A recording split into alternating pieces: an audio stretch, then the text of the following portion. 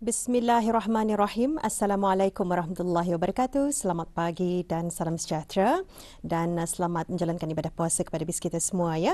Baik, alhamdulillah kita dapat bersua dari daerah Tutong pagi ini untuk berkongsi antara info semasa dan juga pengisian bahan visual yang kami sediakan. Dan kita kabarkan dulu keadaan cuaca di sekitar Pekan Tutong saat ini alhamdulillah dalam keadaan cerah ya. Apapun mudah-mudahan segala perancangan kita ni dipermudahkan oleh Allah Subhanahu Wa Taala jua.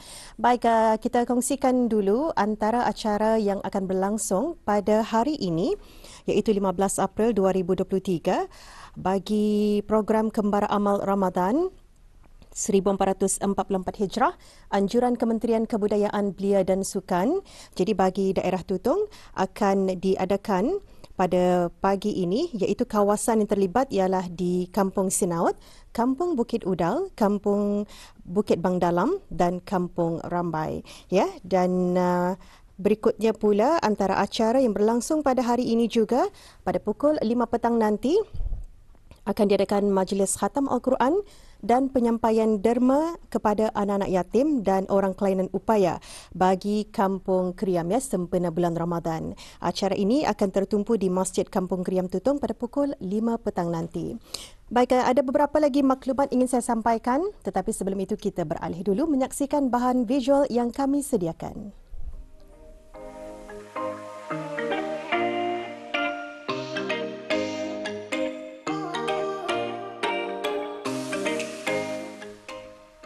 Lebih kurang seminggu sahaja lagi Hari Raya Aidilfitri bakal menjelang dan setentunya para peniaga maupun pengusaha yang menerima tempahan kuih muih raya pasti sibuk untuk menyiapkan tempahan-tempahan tersebut. Perkara ini dapat dilihat dalam tinjauan kami ke Pusat Bahagia Tutong yang sedang menyiapkan tempahan-tempahan kuih muih raya yang ditempah pelanggan pada bulan lalu seperti mini popia udang dan juga kuih mor yang mana gabungan tenaga antara tenaga pengajar dan pelatih-pelatih pusat berkenaan mempercepatkan proses pembuatan kuih muih tersebut yang pada masa sama perlu juga menjaga kualiti produk. Penglibatan para pelatih berkenaan setentunya dapat mengajar mereka untuk mempelajari cara-cara membuat kuih muih berkenaan yang berguna untuk kemahiran hidup mereka. Tempahan ni kali pertama kami buat sempena Hari Raya yang akan datang. Selain itu tempahan popia tu andang sudah kira dari awal kami sudah memulakan. Tapi yang ni khas untuk Hari Raya, kami buat tempahan untuk Hari Raya lah. Jadi tempahan yang lain-lain itu kami indah kami buat masa ni lah. Macam tu. Tempahan ni kami bukakan sebelum Ramadan dan kami tutup seminggu selepas menjalankan ibadat puasa lah. Sambutan tempahan-tempahan yang kami buka ni sangatlah memuaskan. Nyata ni banyak yang lebih awal menempah lah sebelum kami menutup tempahan kami itu. Saiz popia yang kami buat 3 segi dan saiz kalau membuat dengan saiz yang mini lah, mini saiz. Barat popia kami yang kami buat 500 gram untuk satu paket itulah. Dan kuih mor kami buat dalam satu kontainer tu 40 biji untuk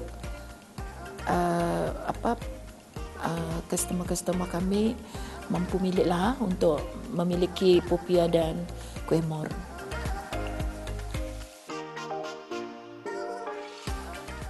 Seperti yang dikongsikan oleh tenaga pengajar kelas masakan pusat tersebut, pemilihan 2 menu raya berkenaan adalah disebabkan ia mempunyai bahan-bahan yang mudah untuk didapati. Di samping mudah difahami dan diikuti oleh para pelatih di sana. Selain ia juga adalah menu popular di kalangan orang Ketani sendiri apabila menjelangnya hari raya. Bahan-bahan bagi membuat mini popia udang ringkas sahaja, iaitu seperti kulit popia, serunding udang sebagai intinya, tepung gandum dan air bagi melekatkan kulit popia. Meski kelihatan mudah, namun memerlukan pengetahuan dan teknik dalam membuatnya. Seperti saja kulit popia tersebut, hendaklah dalam keadaan lembap agar ia mudah untuk dilepas dan tidak melekat antara satu kulit popia dengan yang lain. Oleh itu, hendaklah ia dilapik dengan tuala kering terlebih dahulu bagi mengelak ia kering dan sukar untuk dilepas. Setelah itu diisi di tengahnya dengan serunding udang yang porsinya hendaklah bersamaan dengan yang lain bagi memudahkan ia dilipat. Penggunaan bancuhan tepung gandum dengan air untuk menjadikannya likat, kemudian disapu pada hujung kulit popia adalah untuk mengelak kulit popia terbuka selepas digulung. Menggulungnya juga memerlukan cara agar terlihat kemas dan cantik. Manakala bagi pembuatan kuih mor pula, bahan-bahan diperlukan adalah seperti minyak sapi yang telah dicairkan, tepung gandum, 2 biji telur kuning dan gula icing. Kesemua bahan dicampur kesemua sekali, kecuali gula icing, dan seterusnya diuli-uli sehingga sebati. Kemudian diambil dalam lebih kurang saiz 1 sudu teh doh tersebut, dibentuk dan diletak pada loyang. Setelah itu proses untuk memasak. Loyang berisi doh tersebut disimpan dalam ketuhar yang telah dipanaskan awal dengan suhu 160 ke 180 degree Celsius dan dimasak selama lebih kurang 25 minit atau sehingga ia bertukar warna keemasan. Setelah masak, biarkan ia sejuk seketika dan akhir sekali disaluti ia dengan gula icing. Secara keseluruhan, proses untuk membuat kuih mor tidaklah mengambil masa yang lama, malah mudah untuk membuatnya. Terpaksa juga di-guide lah dengan guru-guru yang memantau diorang. Disebabkan mereka ni pun ada yang macam kurang pendengaran, macam Indah dapat itulah macam Indah dapat bercakap tu kan. Jadi kita ni terpaksa membantau diorang. Kadang-kadang diorang membuat itu macam melihat saja tu kan. Jadinya diorang terpaksalah kata ni pantau macam tu. Alhamdulillah diorang boleh mengikuti dan daripada awal kami membuat, diajar dulu tu sampai ni okey, alhamdulillah boleh diorang mengikuti. Kami sebenarnya pelatih untuk membuat mini popia ni, pelatih kami khaskan untuk lelaki. Hanya yang perempuan ada 2-3 orang lah, pasalnya hanya untuk membuka kepingan popia tu. Yang lain-lain tu semua lelaki membuat. Bagi kuih mor kami khaskan untuk perempuan lah, pelatih perempuan kami. Pasalnya kami bezakan itu untuk membagi-bagikan supaya cepat kami membuat lah. Pelatih kami lelaki seramai 10 orang lah macam tu. Dan yang perempuan ini Indah banyak, hanya 6 orang saja.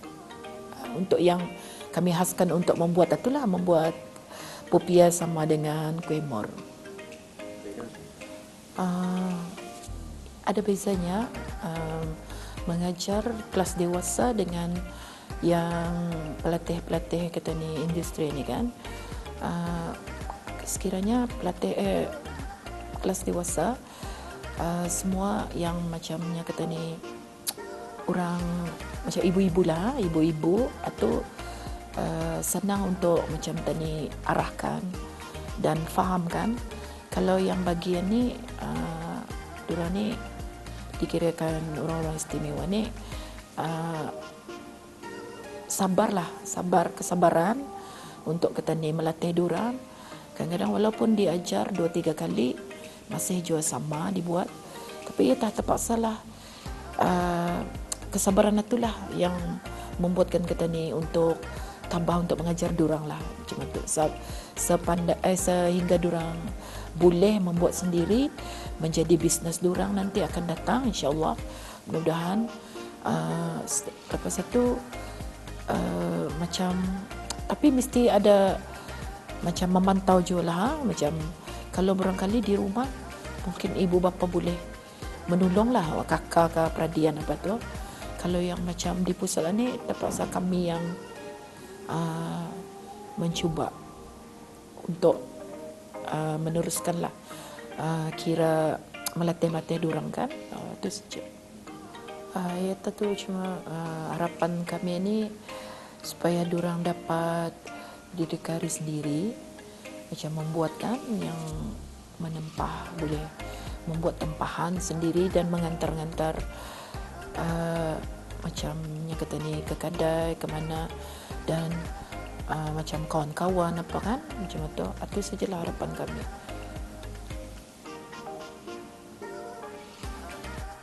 Dengan adanya aktiviti seumpama ini dapatlah melatih para pelatih untuk menjadi seorang usahawan dalam bidang masakan, seperti sahaja dalam membuat kuih muih hari raya.